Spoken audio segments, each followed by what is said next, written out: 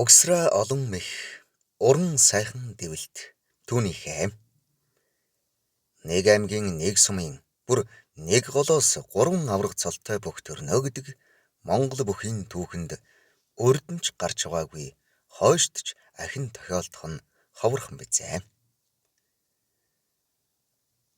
1934 онд Хөвсгөл аймгийн Цагаан үр сумын Уйлганы голд алдарт Чойжлийн Бээжин авраг энхэн зам буйланд мэндэлжээ.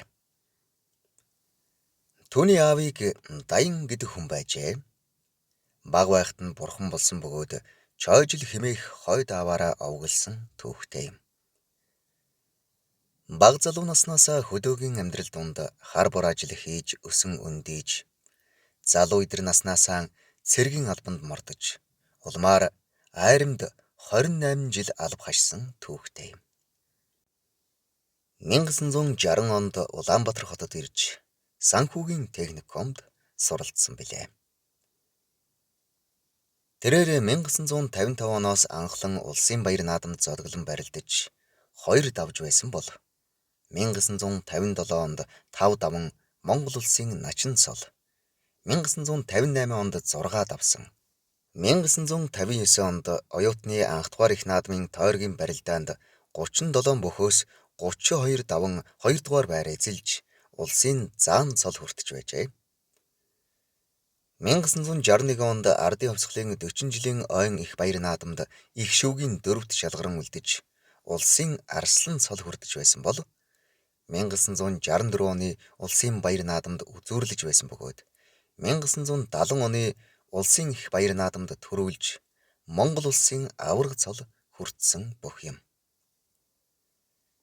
Тэрээр улсын баяр наадамдаа 11 удаа шөвгөрч, баг наадам буюу цагаан сарын баярт 3 удаа үзүүрлэж байжээ.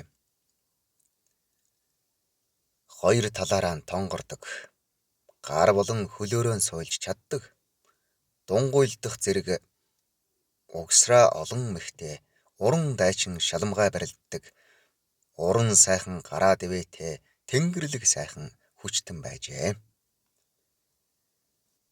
Хойч үеийн залуустаа хандаж, бүх хүн өөрт заяагдсан хүч тамираа хөгжүүлж, хурдан хөнгөн атлетикийн бэлтгэл хийх зэргээр сайжруулах, ганцхан мэхтэй хүнд хүн унахгүй. Тийм учраас байнгын дасгал хөдөлгөөнөөр ур чадвараа сайжруулж, хурд хүч, хараа гурвыг тэнцвүүлэн, бие сэтгэлээ дайчлан суралцах хэрэгтэй. Унана гээд хаширлаад байх хэрэггүй. Хүссэн мэхээ зоригтойхон шиг хийж туршиж үзсээр мэхтэй болдог юм хэмээн захисан байдгийг. Мөн өрсөлдөгчөн үнэлэх чадвартай, түүнийг судлах хэрэгтэй гэдгийг захиж байжээ. Тэрээр 2 хүү 4 охинтой 1986 онд 52 наснdaa тэнгэрт дэвшжээ.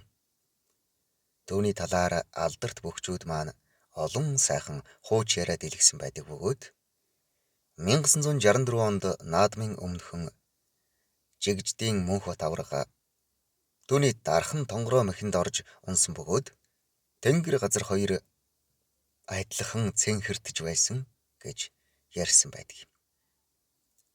Мөн цэрэн тогтох аврагад урд нь 2 удаа унсан байсны дараа түүнийг амлан авч угсруулан 3 удаа тонгорч чангахан газардуулж байсан гэдэг олон бөхчүүд түүнийг дурсан ярихдаа ховорхон төрх хосгүй ав яаслаг уран барилдаантай сайхан дэвээ шаваатай үнэхэрийн тэнгэрлэг бүх байсан гэж ам нэгтэйгээр дурссан байдаг үлээ.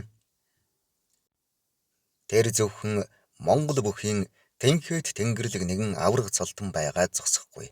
Гэр бүлдээ, үр хүүхэдтэй, өгөөмөр уужуухан, халамжтай, өмг түшигтэй, ноён нуруутай, сайн хань, сайн аав, сайн өвөө нь байсан билээ.